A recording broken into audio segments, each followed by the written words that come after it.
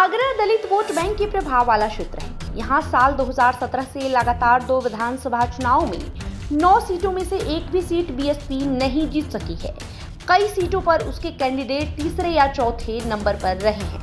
आलम यह है कि 2027 के विधानसभा चुनाव के लिए उसके पास कोई बेहतर प्रत्याशी नहीं दिखाई दे रहा। उत्तर प्रदेश में अगले साल होने वाले विधानसभा चुनाव की तैयारियों में सभी प्रमुख राजनीतिक दल जुट चुके हैं, लेकिन दलित राजनीति का अहम केंद्र माने जाने वाले आगरा में बहुजन समाज पार्टी संगठन और नेतृत्व दोनों स्तरों पर चुनौतियों से जूझती नजर आ रही। पिछले 2 विधानसभा चुनाव में पार्टी का खाता नहीं खुल सका। ऐसे में इस बार भी मजबूत उम्मीदवारों की तलाश पार्टी के लिए बड़ी चुनौती बनती दिखाई पड़ रही है। राजनीतिक जानकारों का कहना है कि आगरा में कभी बीएसपी की मजबूत पकड़ मानी जाती थी, लेकिन पिछले कुछ वर्षों में कई प्रमुख नेताओं के पार्टी छोड़ने और संगठन की सक्रियता कम होने का असर चुनाव में दिखाई दिया है। साल 2007 के विधानसभा चुनाव में बसपा ने पूर्ण बहुमत की सरकार बनाई थी। उस समय आगरा जिले की 9 विधानसभा सीटों में से 6 पर पार्टी ने जीत दर्ज किया। साल 2012 में भी 6 पर बसपा का कब्जा रहा। हालांकि 2017 और 2022 के विधानसभा चुनाव में पार्टी जिले की एक भी सीट नहीं जीत सकी। कई सीटों पर उसके प्रत्याशी तीसरे या चौथे स्थान पर रहे। आगरा में बसपा के कई वरिष्ठ नेता और पूर्व विधायक समय के साथ पार्टी से अलग हो चुके हैं। इनमें आगरा ग्रामीण से 2 बार विधायक रहे कालीचरण सुमन, आगरा पश्चिम और छावनी से विधायक रहे गुटियारी लाल दुबेश, इतमादपुर के धर्मपाल सिंह, खेरागढ़ के भगवान सिंह कुशवाहा और फतेहपुर सीकरी के ठाकुर सूरजपाल सिंह जैसे नाम शामिल है।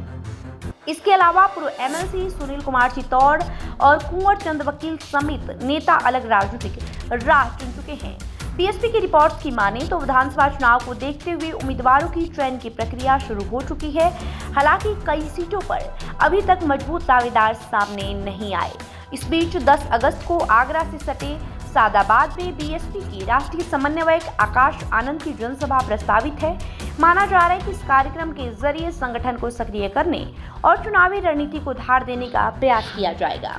आगरा जोन के प्रभारी विमल वर्मा ने बताया कि आगरा की सभी विधानसभा सीटों से दावेदारों के नाम आ चुके हैं। इनमें खेरागढ़ से नीरज रावत के नाम की घोषणा हो चुकी है।